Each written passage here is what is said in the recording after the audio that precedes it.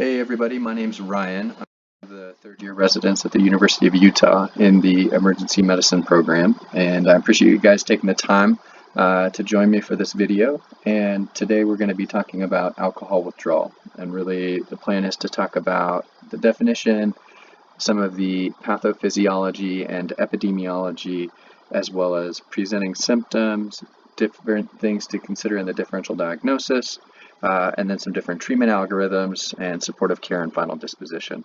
So I appreciate you guys taking the time, and let's get into it. So really, what is alcohol withdrawal?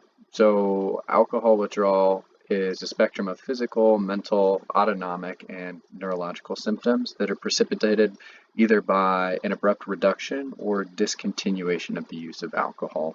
I wasn't able to find any specific numbers in terms of the duration of alcohol use that needs to be preceding the discontinuation to really bring on these symptoms. But in practice and chatting with different providers, it seems like 2 weeks to a month is kind of a reasonable time frame to start considering this person may have alcohol withdrawal if they're coming in with symptoms and have been drinking for that period of time beforehand.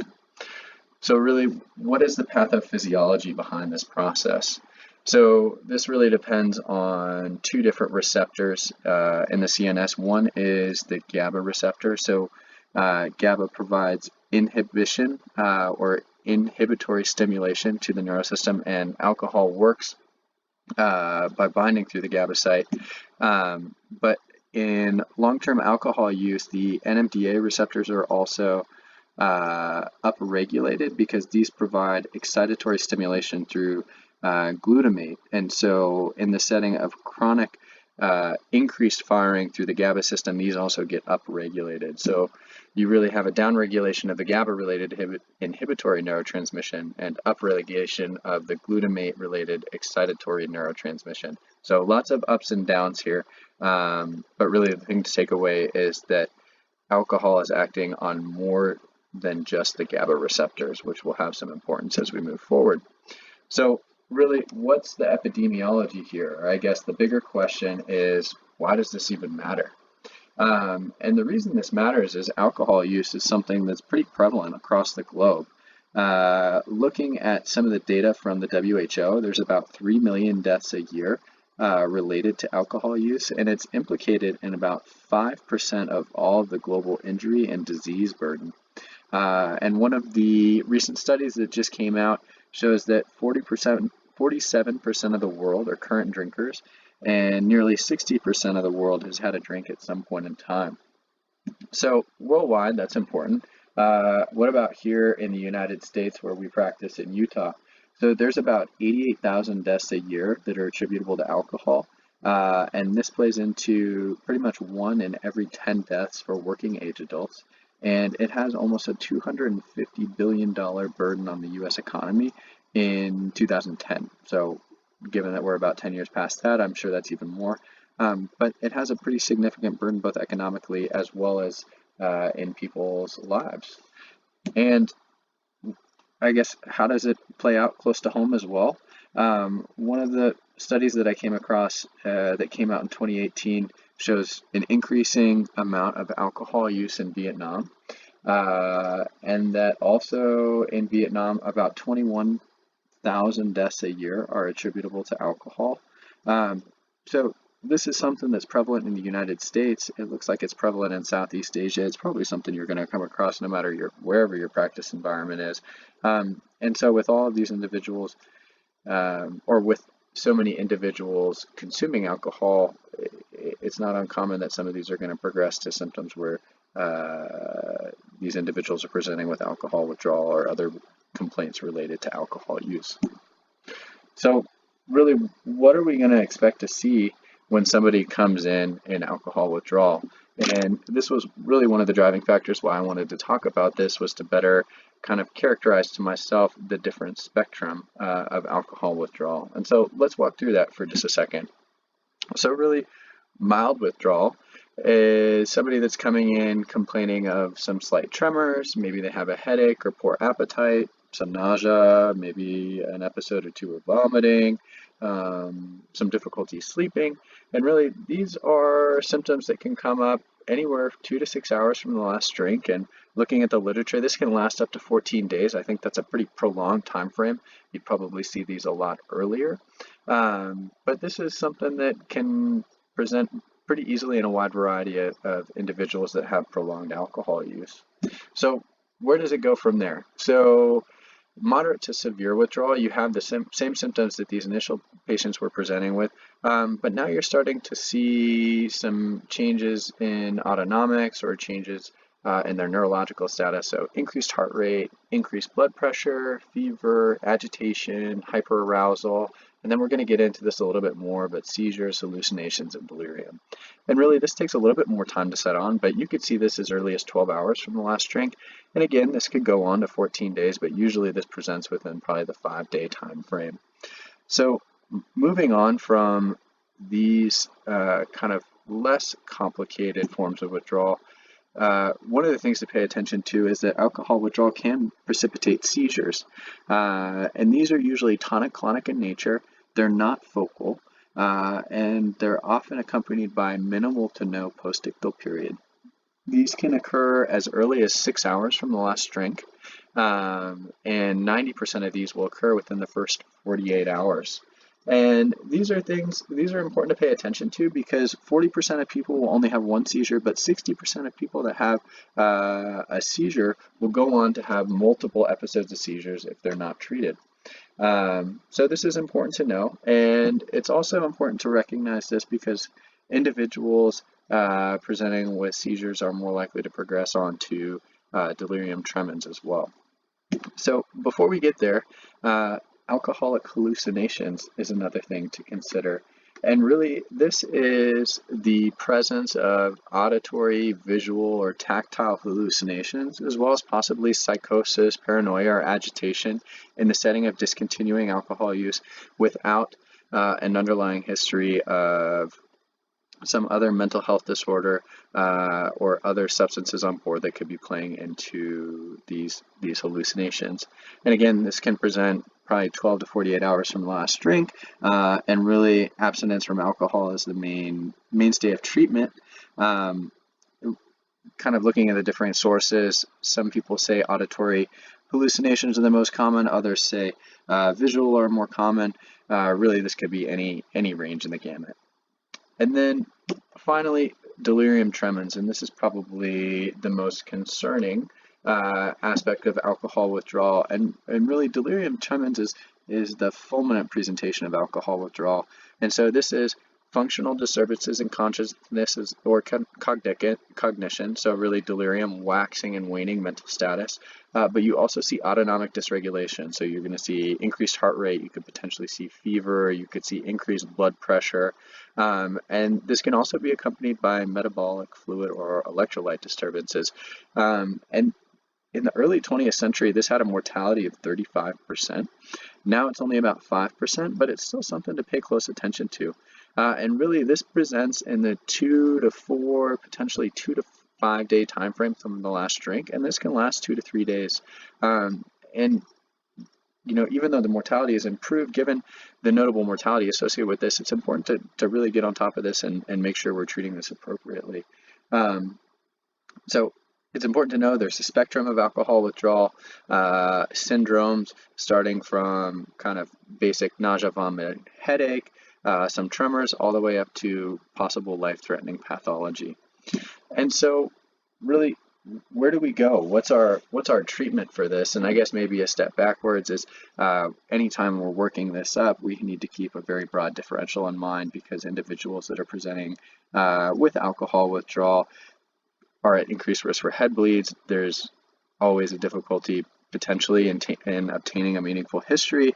And so there could be a whole lot of other things that are playing into their presentation. So having a very broad differential and a broad workup, including screening laboratory tests, EKG, potentially imaging, all of this is incredibly important to make sure that we're not missing any confounders that would be playing into the patient's presentation. So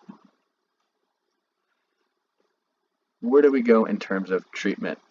So one of the mainstays of treatment for alcohol withdrawal is benzodiazepines.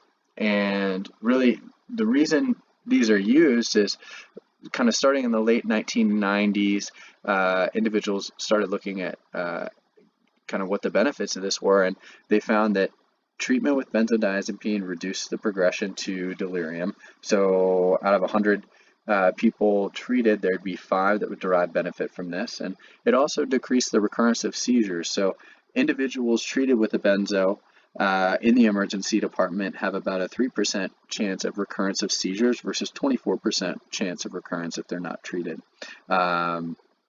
And then looking outside of the emergency department, this has also been shown to reduce seizures as well.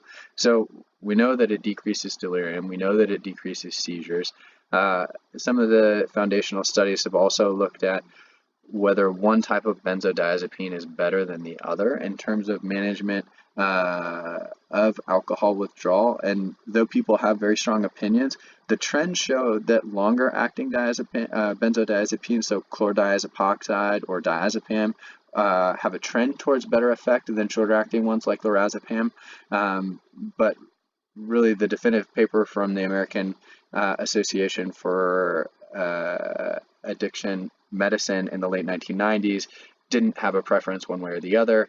Tintinelli's doesn't really have a preference one way or the other. But they do all recommend that you kind of follow a symptom-triggered treatment protocol rather than a scheduled regimen. And what this means is following a CWA score and providing treatment with benzos based on patient's symptomatology rather than a scheduled regimen that does not take into account the patient's symptoms. Kind of moving on to what the actual treatment is, this is going to depend on what medicines you have available and what your protocols are. I think diazepam is a really wonderful choice. The PO bioavailability is very close to 100%, so you can kind of provide PO or IV medications as needed. Lorazepam is easy to come by and definitely a possible option as well. However, given the longer time before the onset of action and kind of some of the variable pharmacokinetics, it's possible to dose stack with this. So I think diazepam would probably make most sense. But you can also treat with chlordiazepoxide, also known as Librium. So you really have a lot of tools at your disposal here, and you can follow a CWA-based protocol to really provide symptomatic relief for your patients. So what are some other options? So phenobarbital is a medicine that was used probably before the 1970s for alcohol withdrawal. It fell out of favor for a little bit, but looking to some of the more recent studies that have come out, phenobarbital actually is starting to demonstrate some efficacy in terms of treating alcohol withdrawal as well. And really, some of the reasons for this are it acts on a different binding site than the benzodiazepine. So if you remember the picture in the beginning of this presentation of the GABA binding sites, the barbiturates bind in a different area, potentially allowing for greater efficacy. What can also happen is you can get into a state where your alcohol withdrawal really isn't manageable by benzodiazepine, so it's benzodiazepine resistant withdrawal, and phenobarbital can be a nice adjunct in this setting to hopefully control the autonomic symptoms when the patient has already received significant doses of benzodiazepines. Usually this is about 200 milligrams of diazepam that facilitates or kind of experts would recommend transitioning to an additional agent. Another benefit to phenobarbital is a more predictable pharmacokinetic curve and a very prolonged half-life. And just like diazepam, it also has about 100% oral bioavailability. So whether you're providing this PO or IV, you don't really have to consider significant dosing changes. And at least in the United States, phenobarbital is also a much cheaper option. Looking online, if you were going to provide somebody 2 milligrams of oral lorazepam, that would cost about $55 versus $2 for 700 milligrams of phenobarbital tablets, which would essentially be an equivalent dose. So, in terms of cost saving, this has the potential to be pretty meaningful as well. Some of the recent literature has come out showing that dosing with phenobarbital in an adjunctive strategy, so in addition to benzodiazepines, has decreased ICU admissions without increasing adverse events. That comes out of the emergency medicine literature. Also coming out from the Journal of Critical Care shows that you can add phenobarbital onto a coexisting treatment pathway for alcohol withdrawal with benzodiazepines without any increasing adverse events. And some of the research that's coming out just recently as 2019 shows that you can use phenobarbital all by itself, and that this can be a reasonable option in addition to treatment of alcohol withdrawal with benzodiazepines. A really wonderful site, kind of getting into this in more depth, is PulmCrit, which I'll reference towards the end of this lecture. But really, the recommendations are about a 10 milligram per kilogram loading dose with phenobarbital, and that would hopefully put you in an area where you would be appropriately treating the patient's symptoms, but not approaching a toxic dose. So if you were to walk down this path, what are some of the things that we need to consider? So if the patient has already been dosed with benzodiazepines, you can have some synergism. So if you've already been walking down a treatment pathway with benzodiazepines, potentially you would want to reduce that dose. You would not want to dose them with a full 10 mg per kg, but probably provide them some smaller doses in the interim and then up titrate as needed. Other things to consider: if you've got an unclear history, you're not sure this is alcohol withdrawal, where you've already been dosing with phenobarbital and you're approaching 20 to 30 mg per kg given, then you're probably going to want to reassess in terms of what's going on. And then patient factors: if they've got cirrhosis with hepatic encephalopathy, or they have a history of porphyria, phenobarbital is probably not the choice you want to follow down. And then if they've got medicines on board that their serum concentrations would be decreased by CYP3A4 induction, you probably also want to be thoughtful about that as well. And then referencing the PulmCrit website, this is Josh Barkis's kind of pathway in terms of addressing alcohol withdrawal in his ICU. More or less, he says, as long as you've got a definitive diagnosis of alcohol withdrawal, they're not encephalopathic, they're not on medications that are going to poorly interact with phenobarbital, and they haven't been dosed significantly with benzos, you can go ahead with a 10 milligram per kilogram loading dose. Wait 30 minutes, because you're going to infuse this over 30 minutes, so about an hour later, and then you continue to titrate as needed. If they have received significant benzos, then you can titrate on this lower dosing protocol at about 130 milligrams IV every 15 minutes or so. And then again, I think this brings up a really important consideration here towards the bottom: the non-alcohol related delirium, whether this is due to coexisting sepsis, coexisting trauma, coexisting metabolic abnormalities. All of these things can be at play in addition to alcohol withdrawal. And so just because somebody remains altered despite appropriately treating them with this protocol or a benzo protocol, it's important to consider that there may be other causes of their delirium in addition to their withdrawal from alcohol. So what are some different tools that we can use to help us make decisions regarding patients? Well, one of these is the prediction of alcohol withdrawal severity scale. And really, this is a tool that can help you screen patients who are at risk for developing complicated withdrawal, meaning seizures or delirium tremens. And this is available on MDCalc. You can run through this. If you have a score greater than 4, as we can see here at the bottom of this slide, you have a positive likelihood ratio of 174 of developing a complicated withdrawal. So these are patients you want to be really careful about. You want to make sure that you're getting on the CWA or you're beginning to treat them, and make sure that you're following them very closely. And these patients probably deserve to be admitted if they're not going to go home and continue drinking. So that's something to consider. Another protocol or clinical decision tool that I've referenced a little bit here that I don't have a screenshot of is the CWA protocol. You can also find this on MD Calc, and this can help in terms of deciding when you're going to start treating a person for alcohol withdrawal with medications. It's a 7 to 10 uh, uh, kind of category scale that scores patients' symptoms. And if patients are scoring greater than 8 to 10, usually they require treatment with some sort of benzodiazepine or phenobarbital, and if they're scoring greater than 20, often require ICU admission. And that can be a really great way to track the efficacy of your interventions and provide this symptom-triggered treatment rather than just consistent dosing of the same dose of medicines moving forward. So, clinical decision tools, patients with alcohol withdrawal, we have some different ways we can treat this. What are some of the other things that we need to pay attention to when we're taking care of these patients? So, individuals with long-standing alcohol use often have significant electrolyte and vitamin deficiencies, so thiamine supplementation can be incredibly important.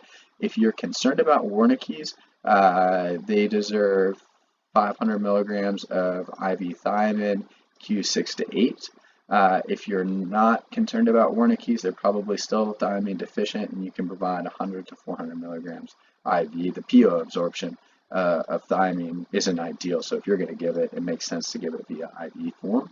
And then additionally, oftentimes these patients will be deficient in either magnesium or phosphorus or B6. Some of the studies that I was looking at showed that there's actually been episodes of seizures secondary to vitamin B deficiency. I think that'd be an incredibly rare presentation for an alcohol withdrawal seizure, but it is something that we can supplement as well.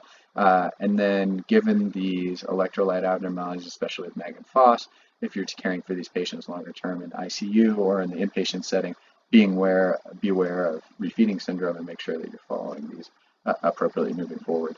Some of the studies from the late 90s looked to see if magnesium supplementation had any impact on patient-centered outcomes. It didn't, but these patients are usually magnesium deficient, so it makes sense to top them back up. And then finally, what's our disposition for these patients? So uncomplicated alcohol withdrawal without vital sign abnormalities or with a few doses of benzos in the emergency department, you're able to get their vital signs back within normal limits. They've got a safe place to go. They're reliable. They don't have any coexisting infectious or metabolic abnormalities that will require admission. These are patients that could potentially go home. That being said, if they are complicated by persistent vital sign abnormalities, they've got alterations in consciousness, they've got a PAS score greater than 4, or you feel that for other reasons they're a high risk of progression to seizures or delirium tremens, then these are patients that probably need to come in. They need to be supervised while they're getting either benzos or phenobarbital to get them through their period of withdrawal, and then they'd probably be safe to get going home from there. So, and these are some of the references. I found the PulmCrit blog incredibly helpful for exposing me to phenobarbital as a different option for managing alcohol withdrawal. But I really appreciate you guys taking the time to share this with me. This can be a presentation that can run the gamut. I mean, you can see individuals that have very minimal symptoms and can be managed appropriately as an outpatient, but individuals with alcohol withdrawal also have the potential to get incredibly sick. So I think having a high index of suspicion, making sure that we're doing a thorough workup, and making sure that we're treating this appropriately is a good thing for us and our patients. So thank you guys again. I look forward to having a conversation with you all about this as well. And if you've got any questions, bring them to us on Tuesday, and I'll look forward to the conversation.